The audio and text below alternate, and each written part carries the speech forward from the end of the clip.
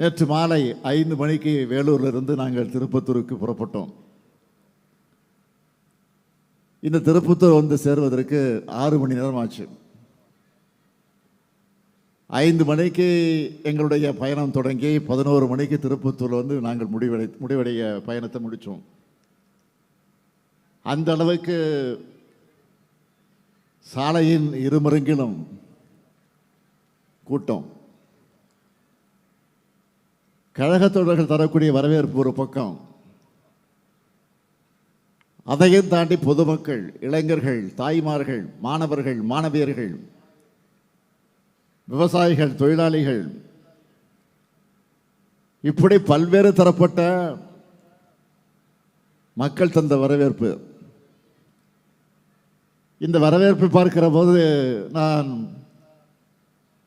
கொஞ்சம் இருமாப்போடு பெருமையோடு தெரிவிக்க விரும்புவது என்னவென்று கேட்டால்,